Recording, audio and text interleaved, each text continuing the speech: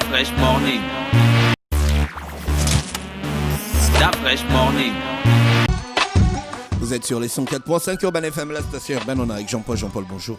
Bonjour la fraîche. Jean-Paul, est-ce qu'on parlera de quoi ce matin dans l'actualité internationale? On va faire le bilan. On va essayer de passer en revue le bilan des 4 années de Donald Trump à la Maison-Blanche. Le président américain qui, même s'il n'a pas cité le nom de Joe Biden lors de son allocution d'adieu, de départ de la Maison-Blanche, il a néanmoins reconnu une chose, c'est qu'il y a une nouvelle administration qui va prendre ses fonctions à partir d'aujourd'hui. Et donc, il a souhaité plein succès à cette nouvelle administration. Et donc, Donald Trump, hier, on a posté une vidéo à 22h, ce n'était pas un discours en direct, c'était un discours qui avait été enregistré quelques heures auparavant. Donald Trump, bien entendu, est revenu sur ces 4 années à la Maison-Blanche, en expliquant évidemment que ça a été une expérience extraordinaire pour lui, ça a été une chance incroyable que les Américains lui ont offerte en lui permettant justement de diriger la première puissance mondiale durant ces 4 dernières années. Et donc, il a tenu à citer un certain nombre de ses réalisations, des réalisations qu'il considère comme étant une de vraies réussites. Il est notamment revenu sur la construction du mur entre les États-Unis et le Mexique. Il est également revenu sur le fait qu'il ait décidé de déplacer l'ambassade des États-Unis de Tel Aviv à Jérusalem, en reconnaissant ici Jérusalem comme étant la capitale de l'État d'Israël. Il a également revenu sur évidemment sa politique économique qu'il a estimée comme étant avoir été très bonne jusqu'à malheureusement l'arrivée du Covid-19 et que c'est cette pandémie-là qui est venue en quelque sorte un peu saper ces acquis-là, ces acquis et il était sur le point de relancer la machine économique et pour lui, même il estime que les premiers résultats commençaient même déjà à se faire sentir. Et puis il est revenu sur la pandémie du Covid-19. Il n'a pas parlé de la pandémie en elle-même, mais des centaines de milliers de morts parce que les États-Unis ont franchi le cap des 400 000 morts. Il est plutôt revenu sur le vaccin parce qu'il estime que c'est grâce à lui ou grâce à son administration que en moins de 10 mois, on a pu obtenir non pas 1 mais 2 vaccins. Il faisait ainsi allusion aux vaccins de Pfizer et de Moderna en disant que c'est grâce évidemment au soutien de son administration, aux quelques milliards de dollars débloqués pour justement accélérer la recherche que évidemment les Américains ont pu, avant le 1er janvier 2021, déjà pu bénéficier d'un vaccin. Et puis, il est revenu également sur les relations avec la Chine en expliquant évidemment que son administration a été ferme sur notamment le principe les lois, les règles de commerce avec la Chine. Il faut savoir que Donald Trump a toujours accusé la Chine de ne pas respecter les règles du commerce international et c'est la raison pour laquelle il a pris un certain nombre de restrictions, notamment l'impossibilité le fait de retirer la licence à l'entreprise Huawei en matière de télécom, le fait que cette entreprise chinoise-là n'ait pas accès au marché américain pour ce qui concerne la 5G et même ne puisse plus continuer à exercer aux États-Unis parce que je crois que jusqu'à la fin de cette année, les entreprises américaines qui utilisent la technologie chinoise pour démanteler toute cette technologie-là et la remplacer par une autre, notamment qu'elle soit américaine ou européenne.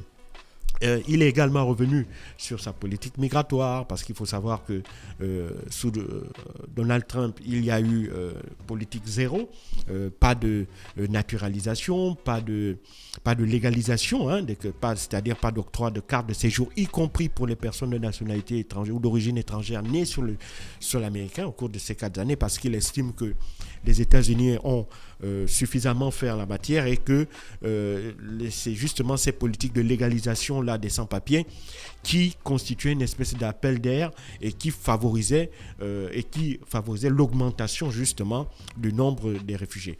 Au moment où on parle même, il y a à peu près 10 000 Honduriens qui sont bloqués à la frontière entre le Honduras et le Guatemala parce qu'ils essayent de rejoindre les États-Unis pour espérer bénéficier d'une magnanimité de la part de l'administration Biden pour bénéficier de visas d'entrée aux États-Unis.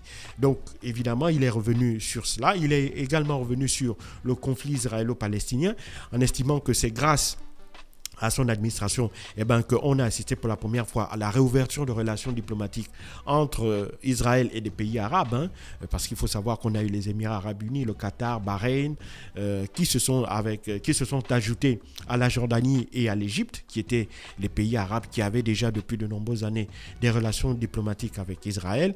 Et donc, des négociations vont continuer très certainement après son administration pour que d'autres pays arabes acceptent de nouer des relations diplomatiques avec l'État d'Israël. Il ne faut pas oublier que depuis 1967, depuis justement l'occupation des territoires, notamment la partie de Jérusalem-Est et la partie de Cisjordanie et de Gaza, les pays arabes avaient coupé leurs relations diplomatiques avec Israël, à l'exception de l'Égypte qui avait renoué ses relations avec l'État hébreu en 1980, et puis on a eu en 1994 le Royaume de Jordanie qui avait renoué également ses relations diplomatiques là.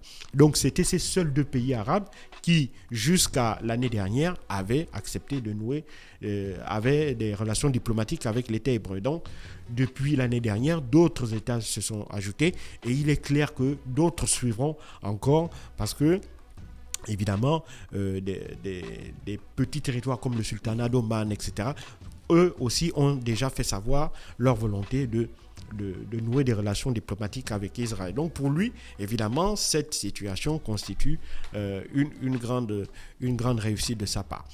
Et puis, donc, c'est grosso modo l'héritage qu'il lègue aux Américains, mais pour autant, il n'a pas dit qu'il se retirait de la politique. Il va faire de la politique autrement pour essayer de se repositionner pour 2024, puisqu'il l'a dit à ses partisans qu'il va les retrouver. Il va les retrouver. Il n'a pas encore dit sous quelle forme, mais on sait déjà qu'il a l'intention de créer sa propre chaîne de télévision, parce qu'il estime que les médias traditionnels ou les médias américains, dans leur grande majorité, sont des médias qui sont manipulés, qui pour la plupart diffusent de fausses informations. Et donc, lui, il a donc décidé d'être directement en contact avec ses partisans, étant donné que, notamment, lui aussi va manipuler les son moyens, étant donné que les moyens de communication dont il disposait à travers les réseaux sociaux ont également été supprimés, il ne faut pas l'oublier. Ses comptes Twitter, ses comptes Facebook, Instagram sont supprimés. Son compte sur YouTube a également été supprimé par Google, mais évidemment pour Google c'est plutôt une suspension qui est temporaire, et donc tout ça fait que il a décidé donc de s'affranchir de ces plateformes aussi bien numériques que des autres chaînes de télévision traditionnelles. Il ne faut pas l'oublier, l'année dernière on a assisté à quelque chose de totalement ahurissant. On avait le discours de Donald Trump qui passait sur une grande chaîne américaine d'information, et pendant le discours il a été purement et simplement coupé, parce que évidemment les journalistes de cette chaîne-là estimaient que Donald Trump était en train de raconter des fake news, de raconter n'importe quoi. Donc c'est vraiment quelque chose de totalement inédit, parce qu'en général les Américains sont très respectueux de leurs institutions, en particulier de la présidence de la République, et donc en général quand le président fait une allocution, toutes les chaînes automatiquement suspendent leur programme pour évidemment retransmettre l'allocution du président de la République. Mais lorsqu'on assiste à une chaîne qui décide de suspendre carrément, de couper l'allocution en cours du président américain, ça veut dire vraiment le niveau de, comment dirais-je, le niveau de rupture qu'il y avait entre Donald Trump et la plupart de ces médias-là. Et puis bon, on verra par la suite ce qu'il va faire. Et puis il ne faut pas l'oublier que Donald Trump, évidemment, hier, avant de quitter, il va quitter la Maison-Blanche dans quelques heures. On a déjà son programme de la journée. On sait qu'aux alentours de 10 heures locales à Washington, il prendra pour la dernière fois le Air Force One pour Miami, où se trouve sa villa de Pato El Mago, qui est son nouveau lieu de résidence. Il a déjà fait savoir, il n'a plus l'intention d'aller vivre à New York, parce qu'évidemment, à New York, il ne faut pas l'oublier, il y a un certain nombre d'affaires judiciaires qui l'attendent, parce que la ville de New York a l'intention de le poursuivre pour plusieurs chefs d'accusation. Donc, il a décidé de ne plus aller vivre à New York et de plutôt aller vivre à Miami, où il aura également la possibilité de s'adonner à son sport favori qui est le golf. Et puis, on sait aussi que déjà, ses enfants ont également déménagé déjà de New York et ont acheté des maisons à Miami, non loin de la résidence de leur père. Donc, évidemment, il va s'installer à Miami. Maintenant, on sait qu'il va créer sa chaîne de télévision et il va essayer de continuer à être en contact avec sa base électorale qui reste quand même forte, puisqu'il a non pas demandé qu'elle se mobilise, parce qu'évidemment, cela aurait encore été très très mal perçu, notamment par la plupart des Américains, mais en fait, il leur a dit qu'il restait toujours là, qu'il allait toujours être en contact avec eux. Et donc, il est clair que Donald Trump n'a pas l'intention, au sortir de la Maison-Blanche, de mettre un terme à sa carrière politique. Ouais. Alors, néanmoins, maintenant, il faut évidemment reconnaître que dans son discours, il y a des choses vraies qui ont été dites et il y a aussi également quelques informations qui sont erronées. Par exemple, en ce qui concerne le mur, il faut savoir qu'entre les États-Unis et le Mexique, il y a plus de 2000 km de frontières. Alors, on sait que de tous les présidents américains, Donald Trump, c'est vrai, aura été le président qui aura construit la plus longue portion du mur. Parce qu'il faut les gens ont tendance à oublier, mais l'idée d'un mur entre les États-Unis et le Mexique vient de George Bush père en 1990. À l'époque, George Bush n'avait pas l'intention de lutter contre l'immigration clandestine, ce n'était pas son objectif, mais c'était de lutter contre les narcotrafiquants qui traversaient allègrement la frontière entre les États-Unis et le Mexique. Et on savait que la porte d'entrée, à partir de la fin des années 80, des stupéfiants aux États-Unis, la principale porte d'entrée, c'était évidemment le Mexique. Et donc, c'est la raison pour laquelle il avait décidé de monter ce mur-là. Et puis, les autres présidents américains vont continuer la construction de ce mur-là, mais pas dans les mêmes proportions. C'est-à-dire que il n'en faisait pas un programme il n'en avait jamais fait un programme de campagne et cela ne constituait pas une priorité dans leurs objectifs politiques. Par exemple, Barack Obama a été le président qui a construit la plus faible portion de ce mur, à environ 25 km seulement.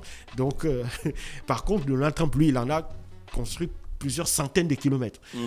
Mais il n'est pas celui qui a initié le premier. Par contre, il va être celui qui va l'instrumentaliser sur le plan politique. Puisque, il ne faut pas l'oublier, en 2016, lorsqu'il annonce sa candidature à New York, il dit, la première promesse qu'il fait, c'est l'édification d'un mur, alors que le mur existait déjà. Ça, c'est la première chose. La deuxième chose, c'est lorsqu'il dit que ils avaient une économie florissante. Il a pu mettre en place une économie florissante. Il faut prendre ça à demi-mot parce qu'il ne faut pas oublier que Donald Trump arrive et bénéficie d'un environnement qui était extrêmement favorable, un très bon environnement économique qui avait été mis en place par l'équipe démocrate sortante, donc par l'équipe de Barack Obama.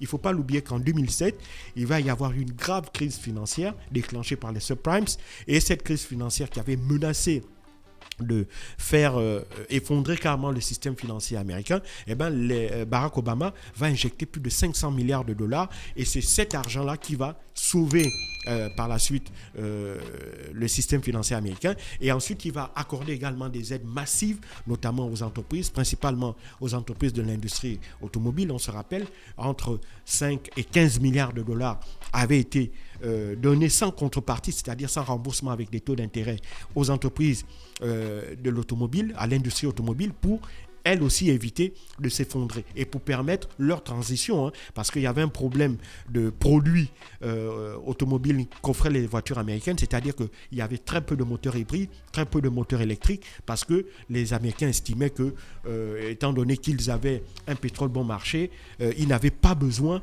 de changer de type de motorisation. Or, avec la problématique des changements climatiques, avec les problèmes liés à l'augmentation des gaz à effet de serre, et puis avec une très forte conscientisation qui commençait déjà à toucher l'opinion publique américaine, et bien petit à petit, le public se délaissait de ces voitures avec ces gros moteurs thermiques pour se retourner vers les voitures qui étaient à leur sens plus vertueuses, plus vertes, notamment avec des moteurs électriques ou des moteurs hybrides.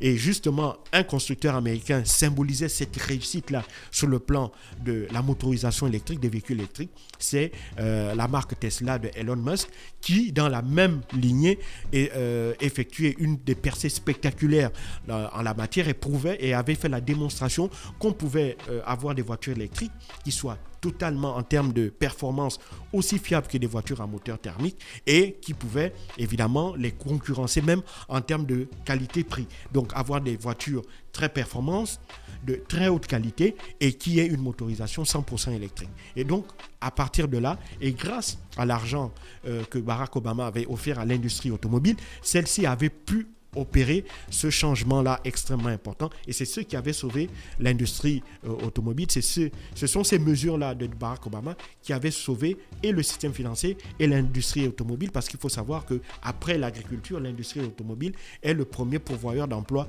aux États-Unis. Donc, c'est dans cet environnement-là que Donald Trump arrive à la Maison-Blanche et Donald Trump, lui, il reste fidèle à ses convictions, c'est-à-dire les républicains estiment que pour favoriser l'activité économique, il faut plus de déréglementation, plus de défiscalisation et beaucoup plus de laisser-faire au niveau des marchés. Et c'est ce qui va se passer. Donald Trump va déréglementer, que ce soit dans les hydrocarbures, en permettant justement la reprise de l'exploitation des mines à charbon, en autorisant l'exploitation du gaz de schiste ou du pétrole de schiste. Donc cela, ces autorisations-là, même si évidemment ça avait suscité un tollé de la part des démocrates, parce que pour ce qui concerne le gaz et le pétrole de schiste, Barack Obama avait demandé un moratoire par rapport à l'utilisation des technologies qui permettaient d'extraire ce pétrole-là pour deux raisons. La première, c'est que elle est extrêmement polluante, parce qu'il faut utiliser des produits chimiques qui sont extrêmement polluants, qui sont difficiles à détruire une fois qu'on les a utilisés. Et puis la deuxième chose, c'est que la plupart des gisements de gaz et de pétrole de schiste se trouvaient dans des aires protégées. Parce qu'il faut savoir que, évidemment, il y a des territoires que l'on a décidé de protéger parce qu'ils appartenaient à des tribus autochtones, donc des tribus aînées. Et donc, Barack Obama avait demandé un moratoire sur l'exploitation du gaz et du pétrole de schiste, mais ce moratoire avait été levé notamment par Donald Trump, qui estimait que cela ne se justifiait pas parce qu'évidemment, cela tuait de l'emploi dans le secteur pétrolier et cela rendait les États-Unis extrêmement dépendants du pétrole étranger, notamment du pétrole du Moyen-Orient. Donc, ça aussi, il faut bien le comprendre. Donc, c'est dans cet environnement et c'est grâce à ces mesures-là qu'il a prises que le chômage va baisser jusqu'en 2018.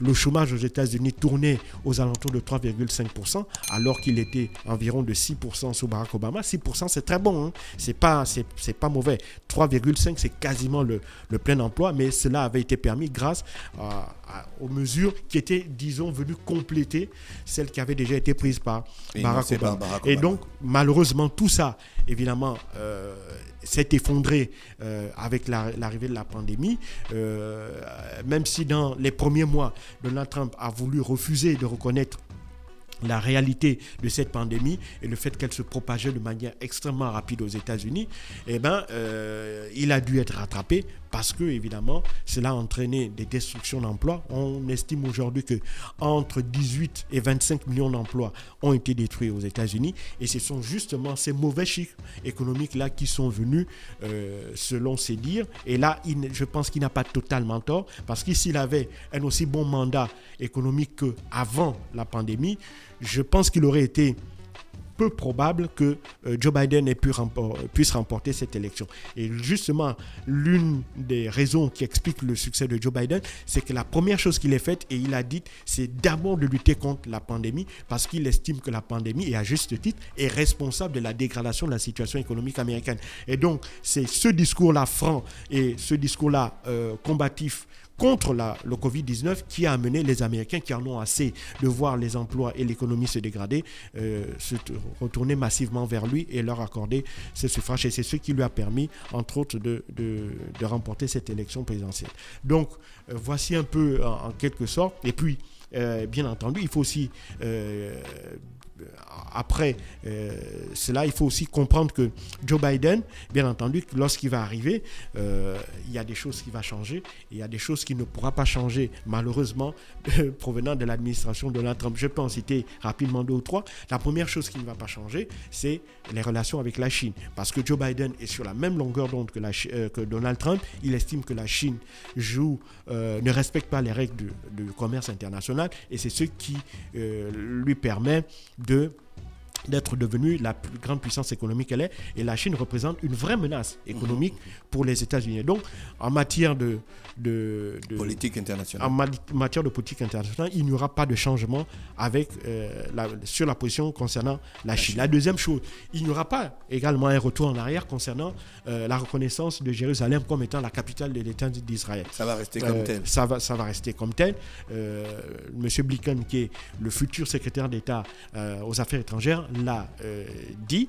Et puis, si on peut dire un troisième élément où il y aura peut-être une petite variante, mais pas véritablement, c'est le nucléaire iranien. Sur le nucléaire iranien, Joe Biden a l'intention de revenir sur l'accord, de revenir sur la table des discussions, mais il n'a pas l'intention d'appliquer l'accord sur le nucléaire iranien tel qu'il est là, parce qu'il estime que lorsque Donald Trump s'est retiré, les Iraniens aussi se sont retirés, et la communauté internationale n'a pas été capable de ramener n'a pas pu maintenir l'Iran dans cet accord-là. Ça veut dire qu'il y a quelque chose qui ne va pas, et donc je pense que eux ils viennent avec ils vont adopter la posture selon laquelle il faut renégocier l'accord sur le nucléaire pour garantir que l'Iran, quelles que soient les conditions, ne puisse plus se retirer, et qu'elle maintienne évidemment les promesses qu'elle a faites, notamment en matière de nucléaire militaire, avec l'objectif de ne pas se doter de l'arme atomique. Merci Jean-Paul qui est avec nous ce matin sur les 104.5 Urban FM, la station urbaine dans le Da Fresh Morning. Da Fresh Morning.